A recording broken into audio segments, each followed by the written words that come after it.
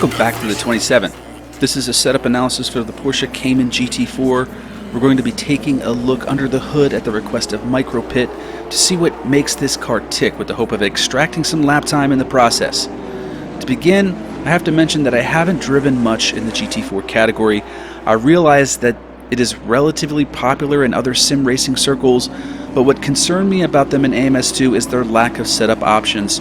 Part of it was because I prefer working on cars that have stuff for you to do setup-wise. Part of it is also because under these circumstances, from my experience with the Cup cars in AMS2, the setup options being limited demands a finer level of detail to the cars to get them working as best as possible. I know that doesn't make sense, but it's true. And always trying new combinations, searching for that moment where the car feels right, and perfect setup takes twice as much time and may never actually come. The reason I compare the GT4 class to the Cup cars is because they are heavily homologated, which in short means they're subject to standard setup rules, sometimes for the whole class and a lot of times for each car in order to balance their performance. So if you go to the setup screen for the GT4 cars and find options grayed out or options that are simply not adjustable, we have to assume this is why. The Porsche Cayman GT4 Club Sport in AMS2 is an upgraded adaptation by Manthey Racing, hence the MR designation. Manthey got their hands on the Cayman back in 2019 and primarily focused on lightening the car with carbon fiber components and making it safer. From what I have gathered from the community, the Porsche is one of the better racing packages in the GT4 category, but on the other side of the coin, the cars in the category as a whole take some getting used to. We have to live with the homologated rules, meaning the weight shift and balances for each of the cars are what they are, and we need just to get used to them. In the hands of one person, it may seem fine. In the hands of others, well, they will probably try them a couple of times and perhaps move on. Of the GT4s I've tested, the Porsche is the most limited with virtually nothing suspension-wise you can do to get a proper feel and balance. No spring adjustments, no damper adjustments, not even ARBs. It doesn't necessarily mean it's a lost cause though. One of the biggest misunderstandings by players new to AMS2 is the weight shifts in the cars. This combined with improper grip imbalances can lead to somewhat of an odd experience. A lot of the cases you can fix them both, but in the Porsche's case you can only fix one. So finding consistent grip with the Porsche was the key for me, and I followed the same principles I always do with cars. Pressure, camber, I adjusted the brake ducts as well. I like to tone down the brake pressure with spec or homologated suspensions.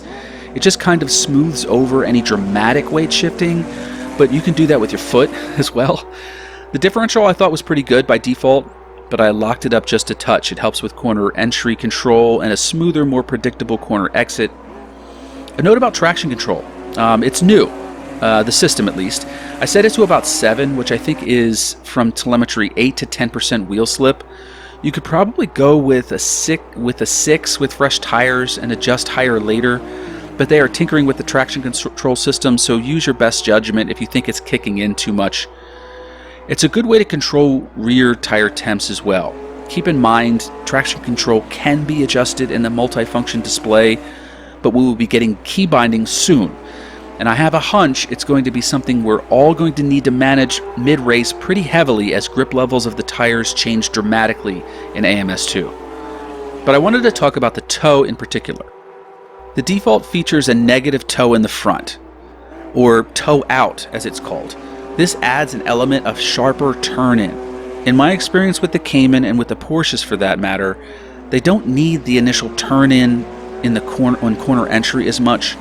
Porsches struggle more with mid to late cornering, and toe out doesn't help that, but a more neutral toe does, so that explains that setting.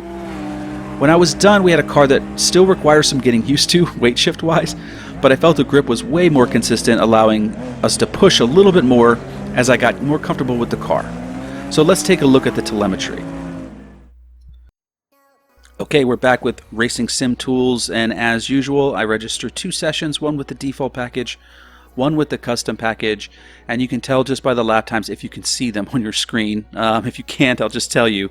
I was about 1 to 2 seconds faster with the custom package. It's that much of a difference. So I was actually impressed by that, and I wasn't sandbagging it, in case you're wondering. But the first thing I wanted to talk about was the traction control, what that looks like. And I'm going to divert your attention to the bottom graph, the input percentage. So I'll notice when you're throttling, there's going to be moments where it's very smooth on throttle, like the graph will reflect like a smooth corner, a smooth throttle as it gradually goes up. But then every once in a while you'll see these like shark's teeth or jagged edges. That's the traction control kicking in. And from what I can tell with the default package, you're looking at an 8 representing about 5% traction control, maybe 4%. I'm sorry, 5% wheel slip, maybe even 4%.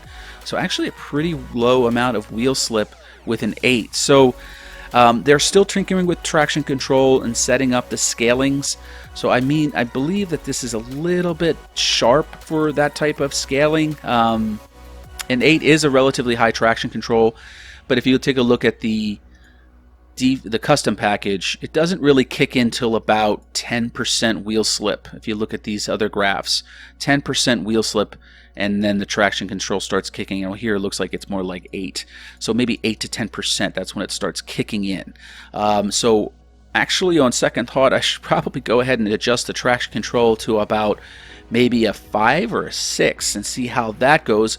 But a lot of this is going to be a trial and error on your part. As I mentioned before, this is a work in progress, and be prepared to make adjustments during the race as you see fit. The next thing we're going to go look into is the run tab, in particular the cambering.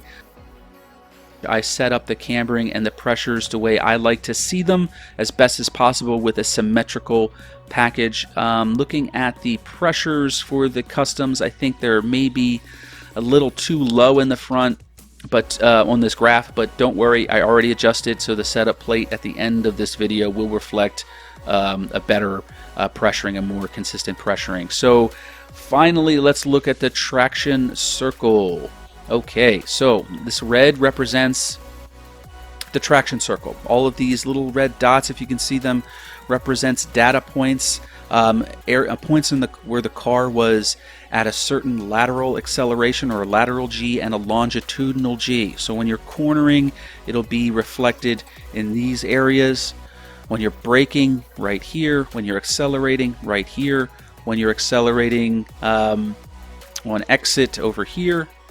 And let's cross-reference this with the default package.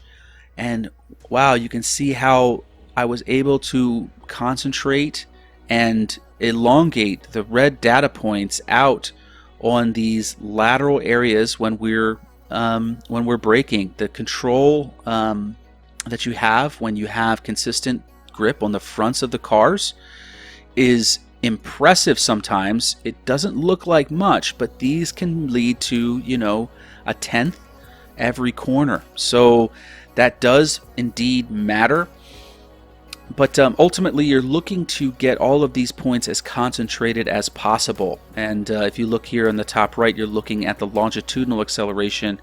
It also appears that I was able to get more acceleration out of the car at medium to high speeds. That's pretty cool to know, because a lot of the times you're cornering at 140 kph. And you don't want the car bogging down with traction control and things like that, and the differential definitely helps there too. So all things said, we have a better, more consistent, more stable package grip-wise for you to play with. I certainly hope you agree.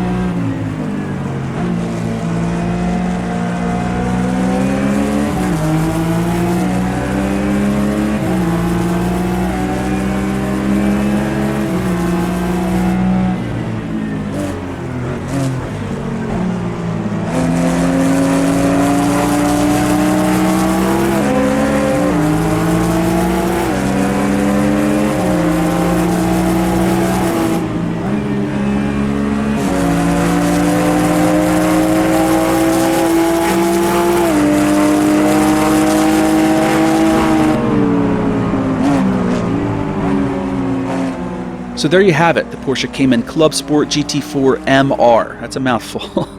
Personally, I have been enjoying the GT class more and more as I become more familiar with them. It's a 5-car category now, and the sounds of all the cars together on track is actually really neat. The AI was very raceable if you give them respect, no issues. AMS2 is really coming together. If you don't like the GT4s, give them just a bit more time. Get used to them and it can lead to some great racing. Coming up, wow, another GT4, this time the BMW M4, in my opinion problematic upon release. Then it was fixed, so to speak, but still rather odd on corner exit, so I'll be doing my best to see if I can tame it. In the meantime, thanks for watching and take care.